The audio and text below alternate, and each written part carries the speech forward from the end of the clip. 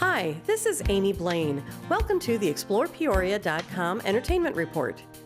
Kim Armstrong, and I'm with Sculpture Walk Peoria, and I'm on the committee. And in about 2007, Joe Ritchie and several others in the committee were meeting, or in this area, were meeting with the Washington Street Advisory Group.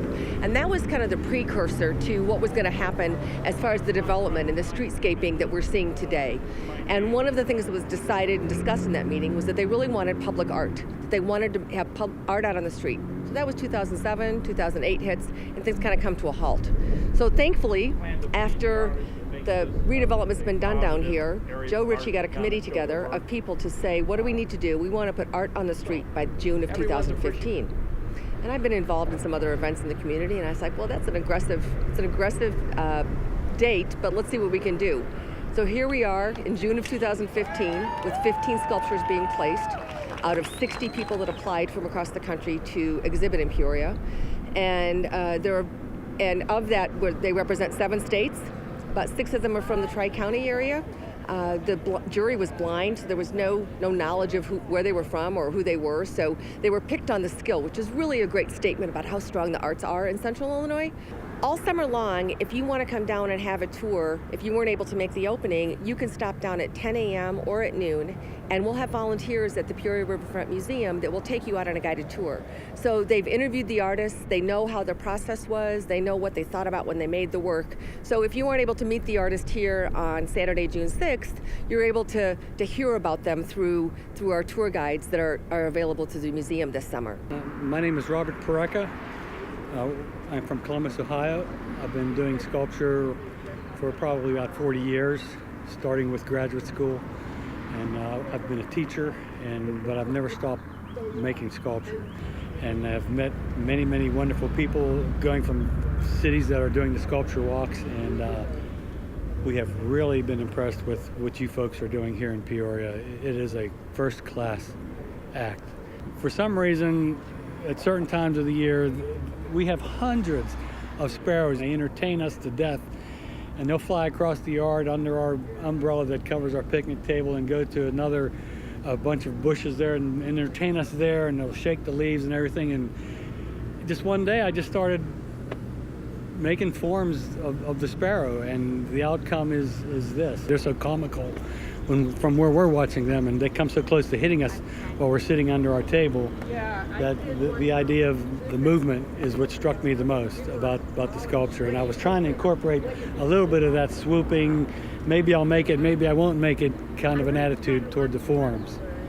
Hi, I'm Jim Johnson. I'm from Charleston, Illinois, and I brought the steel sculpture that you see behind me. It's called Prairie Walker, and the idea behind the piece was, in my earlier life, I did a lot of running and track meets, and I lived out in the prairie of Kansas, and I was always fascinated by going through the wheat fields, the vast open prairie, and looking across the prairie and seeing man-made structures and things from nature.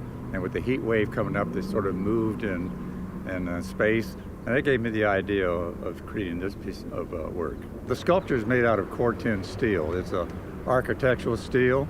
It has a very high tensile strength to it, and one of the nice things about it is, as it ages, that it sets in an environment, it'll begin to rust and take on a certain kind of patina or color, and that will differ from whatever environment you put it in. If it's in a very dry climate, it'll have a different sort of tone to it. One with a lot of humidity, that'll also change it. But it's a very durable material. It doesn't require any maintenance, and the way we work is that I began by designing a small sculpture model about 1 inch to the foot.